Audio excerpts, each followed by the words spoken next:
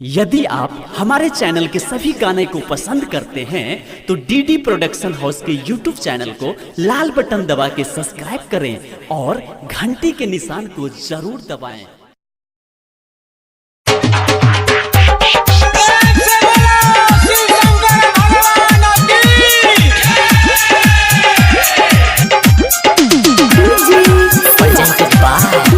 DD production house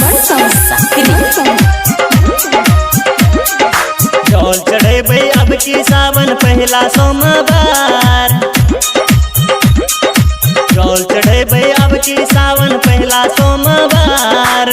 चल भौजी संग में तो हूँ, चल भौजी संग में तो हूँ, हो जा तैयार। चल भैया हो अब की भोला दरबार, चल भैया हो अब की बैजू दरबार, चल भैया हो अब की भोला दरबार, चल भैया हो।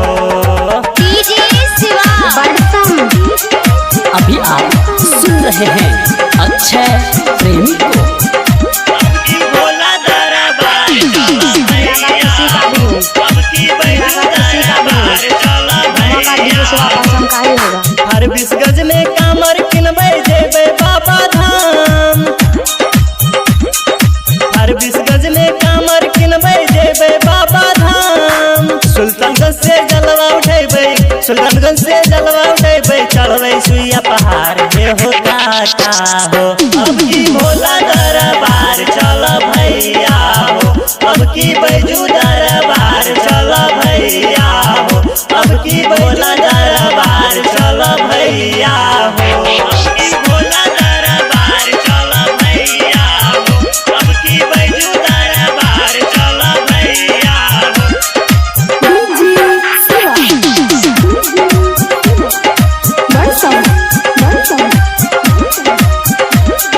सुनना चाहिए भोला नगरिया छै लंबा डगर। सुनना चाहिए भोला नगरिया छै लंबा डगर। पहिन के गेरुआ बोलबम कहबै, पहिन के गेरुआ बोलबम कहबै, कट जेतै सफर। सुन बहिना गे अब की भोला दरबार, चल भैया हो अब की बैजू दरबार, चल भैया हो अब की भोला दरबार, चल भैया हो।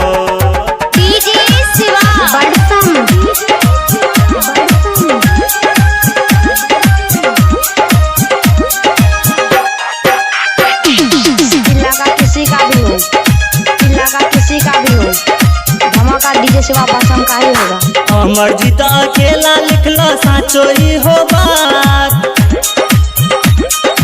अमर जीता अकेला लिखला साचो ही हो बात। गाबे अक्षय प्रेमी भैया, गाबे अक्षय प्रेमी भैया सावन के सौगात। सोना दादी गे अब की भोला दरबार, चल दादी गे अब की भोला दरबार, चल नानी गे अब की भोला दरबार, चल दादी गे अब की भोला दरबार, चल नानी गे। Recording by DD production house Sakri 97 084 45 722।